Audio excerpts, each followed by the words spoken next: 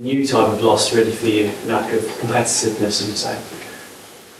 I guess having had a few weeks to think about it, why do you think you have? Well, I said, I think, you know, apart from, like I said, the feelings you have, it's about, well, how do I can't, you know, I can't give feelings as a feedback to players. I had to give them something. And you know, the stats showed that we were very passive in the second half, even from a physical standpoint. We pride ourselves on being, you know, the fittest team, the most intense team in the comp, and, you know, our physical stats nosedived at the start of the second half. So I just feel we went out there with the kind of attitude of, you know, we'll weather a bit of a storm and then finish strong and the game's over and done with, because we were so dominant in the first half. And, you know, in elite sport, you can't do that. You drop 1 or 2% and you're dropping off a cliff. You're not just, you know, your performance doesn't drop a little bit, you drop, you know. And, you know, Brighton obviously were hurting from the first half. They had a point to prove. They're at home. The crowd will get behind them, all those kind of things. And I just don't think we handled it well. And we stopped doing the things that fundamentally are, you know, the foundation of our football. And, you know, it's not me saying we weren't competitive or it looked like we didn't have any effort. There was data to back that up, that we, especially in that 20-minute spell, we just weren't running. You know, and if you're not running, then everything else becomes a consequence of that. What's it been like stewing on the last 2 months? Wonderful, mate. Yeah, beautiful. How have you dealt with that? It's frustrating is just before international break, and you know you've got this long gap. Yeah, look, it's hard, but you know what? It's not about me. So, you know, that's the first thing. You've got to separate yourself from that and just, you know, as this is not about me. It's about sort of what we're trying to do to make ourselves the football team we want to be. And I think what time does give you, and, you know, I'd like to think that even if it wasn't international break the next day, is that it gives you perspective. Like I said, you can't dismiss the first half. You can't just focus on the second half and that's your only feedback. You can't dismiss the 5 games we won before that either, you know. So it's all those kind of things. Time allows you to reflect a little bit better. And like I said, then it just gives you perspective to then look at, you know, how am I going to, one thing is to say, all right, I'm disappointed, I'm angry, whatever, their feelings, but how am I going to help the players so the next time that happens, we deal with it better. And, you know, like I said, you deal then with the facts of, you know, stuff that we think is important that we didn't do in the second half. But, you know, if it is about me, I was miserable for 9 days, mate.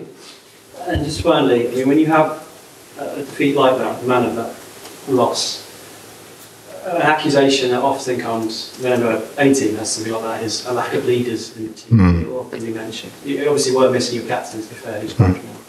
But I presume you don't have any concern about the leaders, or is that something that you want to see players grow? Yeah, no, I do. I think, you know, part of the feedback is to the players is that, you know, if you're feeling that happening out there, then, you know, the best way to arrest that is individuals to take action, to know what to do. Now, but the challenge with that is because people, when they talk about leaders, they think, oh, well, it's the captain. But that's where you fall into the trap, because it might be the captain that's having a bad day. Leadership can be shown by the youngest player out there. I keep saying that. Every individual has the capacity to show leadership. You know, whether that's in a football field, in your workplace, wherever, you know, it could be the most inexperienced person that does an act that inspires others. You know, so leadership is in that moment taking ownership of something. And I think we didn't have anyone who did that through that time. So, you know, that is part of the discussion with the players, you know, because maybe they are waiting for, I don't know, Romero or somebody like that to do it. But if they're not doing it, well, you can't just stand by and let it happen. You know, if you're Mickey van der Ven, then you can do it. You know, if you're Brennan Johnson, then you can do it. You know, so that's got to be part of our growth as a team. You know, I still think, you know, as a group, there's still areas of kind of that sort of behaviour where, you know, we still need to grow, and sometimes you don't want to design it, and it's not great, but going through situations like that is how it's sort of laid bare, and then you can deal with it from there on. As you said there, that previous collapses before your time were irrelevant. But there is this kind of perception about Tottenham as a club that they have this soft centre. It happened to them more often than other clubs. And your predecessor, as a kind of parting shot, infamously said, "You can change the manager, but this is going to keep happening at this club." I mean, is there anything in that, do you think? And it is part of your job still to sort of change the mentality? Well, mate, if I accept that, what am I doing here, seriously? Like, if I accept that this is somehow, you know, impossible to change, well, I'm really stealing the living. Like, seriously, why am I here? Like, I don't believe that, and I never have. So, and if I fail to do that, the failure's on me. It's got nothing to do with the club. It's on me, because I know that coming into it. I know that the club hasn't won anything for X amount of time. I know the tag on the club. I know all these things when I accept the position. So there's no good me coming in now and saying, well, yeah, I accept the position, but you know what? I can't do this. This is impossible. This club doesn't matter who the man. Well, I shouldn't have stepped into it. I made the decision to step into it, knowing all these things. The same thing you know, I know. It's not a secret. It's not like it's only when you get in here, oh my God, I didn't know that. Jesus Christ, this club hasn't won anything for 14 years. Can you believe it? You know, you accept that challenge. I accepted that challenge. So I can't sit up here now and complain that it's hard. Well, no, that's why I'm here. And it's up to me to change that. And if I don't change that, the failure's on me. It's on no one else, because I've accepted that. So, and the reason I don't think the past is irrelevant, because I can't change that. I can't do anything. I wasn't here. I wasn't part of it. And maybe it was impossible. I don't know. But where I sit here right now, I don't see it as impossible. I think it is achievable, and that's what I'm going to try and do with everything I have in my power to change. Is it harder to change that intangible mentality, whatever it is, than change the style of play? No, not necessarily. No, I think they're both equally challenging. You know, in other places it's been more about the style of play. The mentality's been there, but the style of play, and that's still equally as challenging, because, you know, some clubs, you know, don't want to change it, or don't feel comfortable changing the way they play, even though that's what they're seeking, because it's a lot more sort of risky to go this way. So I think where it is challenging, whether it's football or whether it's mentality, it's when it's existed for a long period of time, irrespective of what it is, and it might not even be football, or it might be something else. Anything that's existed for a long time is obviously difficult to change. It's very challenging, but like I said, you accept that challenge and you do what you can to change it. We'll have one from Matt and then one from Gary. Hello, Ange. When you say stats were down, running was down at the start of the second half in Brighton, can you give us any context on that? We don't have your powers of analysis and software and things like that, but, you know, how much?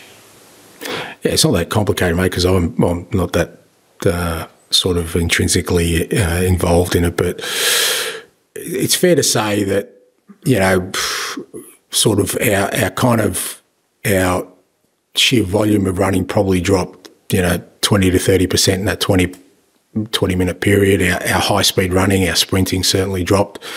Now, I saw that anecdotally, because like I said, I can tell because we're passive, right? So you can see when we're running, it means we're pressing and we're really aggressive with everything we do. When we have the ball, we're sprinting forward.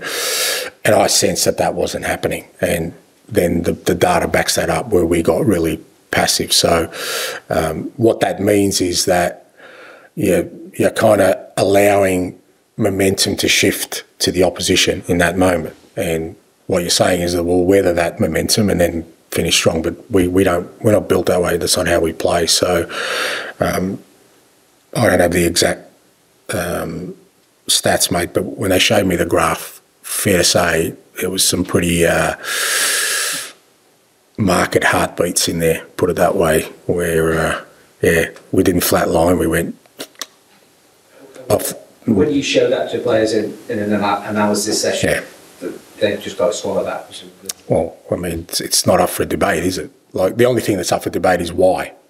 Now, the players might turn around and say, well, we were tired, or we didn't feel like we could. Now, when it's if that's the last 15 minutes, okay, you're tired, I'll accept that. But when it's the first 20 minutes, that's a conscious decision made, right? Because we just come off half time. There shouldn't be a reason for it. So then you're trying to delve into the why. Why did we stop? And, you know, I can give my summation and my assumptions around it. Players will do the same, and then we kind of find some common ground and make sure that doesn't happen again. Garrett? Ange, you're probably not going to say what the player said, are you? Can we ask that? I didn't ask for feedback, mate. Can I just ask you back to Tom's question about the league? A few years ago, there was an incident where Son and Hugo had a going together where there was a mistake and they had a confrontation at half-time, and they got a lot of sort of traction, but actually it was quite a sort of a good moment in a way. It was quite positive. And Arsenal had one last year with Zinchenko and Ben White. And can you change how players are as individuals? You were talking about this, the leaders, to kind of make them more talkers and to make them more sort of vocal on the pitch, and also more their actions mean more, because obviously Arteta also makes the point that actually galvanises the crowd. It's not just your team; it's that whole sort of atmosphere. Yeah, look, and look, I think it's more commonplace than people may realise. A lot of it sort of happens, dressing rooms and stuff, where players aren't afraid to sort of speak up, but I kind of sometimes think that's a bit of a shield for me. Like I said, leadership is action, is what you do in the heat of the action. Afterwards, it's easy to argue. It's easy for me to say, well, you should have done this, you should have done it. But in that moment is what you do. That's leadership, where the instincts are to kind of do something about it, but for some reason you don't, because I don't know, because you don't feel it's your place, or you don't feel confident enough, or you don't, that's leadership. And like I said, that comes now. Obviously, your more experienced players tend to feel more comfortable in that space, but you can't just wait for that. Like I said, what I'm trying to impress on the group is that they have the capacity within themselves to show that leadership, and you can change it. I think it's behaviour. It's not so much. I mean, the leadership where you want somebody to be vocal, that's hard to change because that's a personality trait, right? That's, some people just don't, like Romero's not a big talker, but he leads by example, and so I'm not going to change it and say, listen, because you got to speak more. No, I'm not going to. It's like, that's personality, character. But behaviour you can change, because behaviour is action. So you say, okay, you're not going to talk, but you know what? Next time is a 50-50, go and win it. And that's going to inspire everyone, or, make sure that we're doing the disciplined things. Tell people to go and press. You go and press, and then they'll see you pressing. So that's where I think you can change it, and you can sort of, develop leaders. Thank you very much. Well done, Ron. Good job, mate. I haven't missed Anthony at all. Anthony who? Yeah, exactly. We've got a deep squad. I agree. Developing everywhere. Strength in depth.